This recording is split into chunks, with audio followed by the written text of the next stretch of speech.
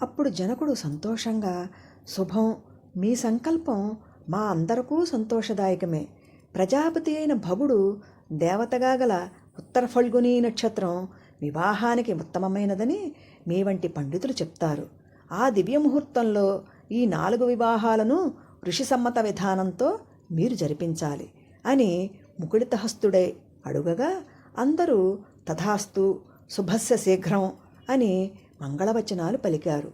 ధర్మమర్మములు తెలిసిన జనకుడు కులగురువు శతానందని సూచనను అనుసరించి తన కుమార్తెల వివాహమునకు సంబంధించిన అంకురారోపణాది క్రియలు పూర్తి చేసి తనకు కాబోయే అల్లుళ్ళు రామలక్ష్మణులను తలుచుకొని సంతోషంతో మరునాటి వివాహముహూర్తం కోసం ఎదురుచూస్తూ ఆ రాత్రి గడిపాడు జనకుడు.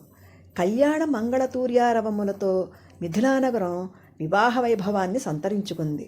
వివిధ వర్ణ పతాకాలంకృత ధ్వజాలతో, రంగురంగుల రంగవల్లులతో అలలారే ముంగిళ్ళు గల గృహాలతో, చూతపత్ర తోరణ బంధిత ముఖద్వార శోభితాలైన భవనాలతో, సుగంధాలు విరజిమ్ముతూ స్వాగతం పలికే పువ్వులు పరిచిన పురవీధులు, తాళపత్ర నిర్మిత పందిళ్లతో పిండ్లి వేడుకకు మిథిలానగరం సంసిద్ధమైంది.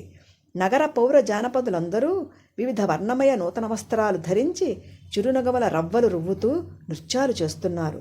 ఆ నగరంలోని ప్రతి గృహము వివాహ విడిది గృహమే. అందరూ పెండ్లివారే. మగ పెండ్లివారు, ఆడపెండ్లివారు అన్న తారతమ్యమే లేదు. అందరూ ఒకరికి ఒకరు బంధువులే. ఇక మిథిలా రాజభవనంలో ఎటు చూసినా పట్టుచీరల రెపరెపలు, నవరత్న ఖచిత స్వర్ణాభరణ మిలమిలలతో దరహాసపూరిత వదన కమలాల కళ్యాణ సందడే, అంతులేని ఆనంద వీచికలే. ఒక ప్రక్క ఆహుతులే వచ్చిన వారికి ఏ లోపం లేకుండా మర్యాదలు జరుగుతున్నాయి. మరొక ప్రక్క రాజబంధువుల సరసోక్తుల జల్లులు, ఇంకొక ప్రక్క చవులూరించే సువాసనలతో షడ్రసోపేతమైన వివాహ విందుకు పలు రకాలైన వంటకాలను సంసిద్ధం చేస్తున్నారు చేయి తిరిగిన పాకశాస్త్ర ప్రవీణులు.